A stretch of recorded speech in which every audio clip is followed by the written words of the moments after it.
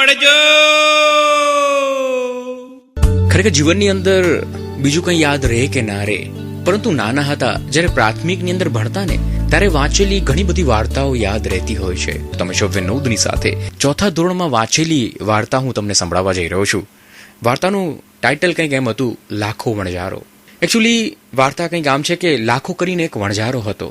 પૈસે ટકે એ સુખી હતો, પણ એકવાર એને ભીડ પડી. એ તો ગયો વાણિયાને ત્યાં. વાણિયો કહે, જોઈએ એટલા રૂપિયા લઈ જાઓ, તમારા જ છે. જોઈતી રકમ ખાતે મંડાવી લાખો ઉઠ્યો.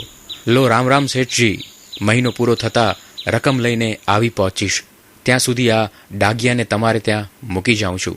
ડાગિયો લાખાની પીઠ દેખાય ત્યાં સુધી તેના તરફ જોઈ રહ્યો હતો. પછી તો એવું બન્યું કે શેઠને ઘરે એક રાતે ખાતર પડ્યું. હજારોની ચોરી થઈ. ચારેકોર તપાસ ચાલી. ડાગિયો બધાની જોડે જ હતો. થોડે આગળ જઈને એ પાછો આવ્યો, પણ તેના તરફ કોઈનું ધ્યાન ન પડ્યું. આગળ પગેરું ન મળ્યું એટલે કંટાળીને સૌ પાછા વળતા હતા. ત્યાં ડાગિયાએ વાણિયાનું ધોતિયું મોઢામાં પકડીને ખેંચવા માંડ્યું. એક વાળ આગળ આવીને ડાગિયો ઊભો રહ્યો અને પગથી જમીન ખોતરવા માંડ્યો. ત્યાં ખોદ્યું તો ચોરાયેલો બધો જ માલ અકબંધ મળી આવ્યો. વાણિયાના હરખનો પાર ન રહ્યો.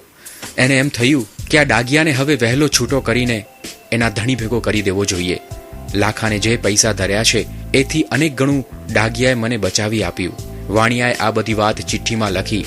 તે કૂતરાની કોટે બાંધી અને તેને વિદાય કર્યો. અહીં એવું બન્યું કે લાખા વણઝારાને પૈસાની છૂટ થઈ. એને વિચાર થયો કે મહિનો પૂરો થાય ને પૈસા આપવા જાઉં, એમાં મેં શું કર્યું?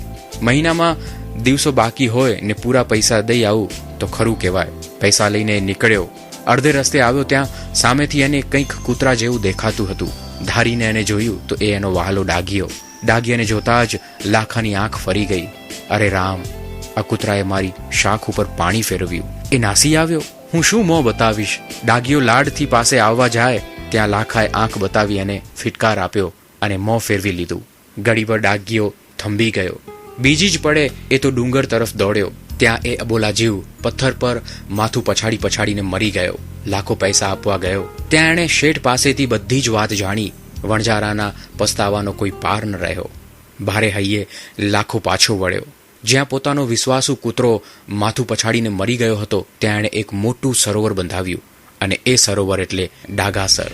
ઉત્તર ગુજરાતમાં રાધનપુર પાસે એ સરોવર આવેલું છે. યસ, જીવનની અંદર કોઈ આવા સમજદાર સાથી મળી જાય ને ત્યારે જીવનની નૈયા પાર થઈ જતી હોય છે.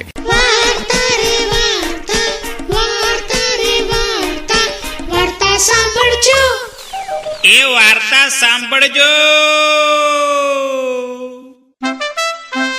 સબસ્ક્રાઇબ કરવાનું ભૂલતા નહીં.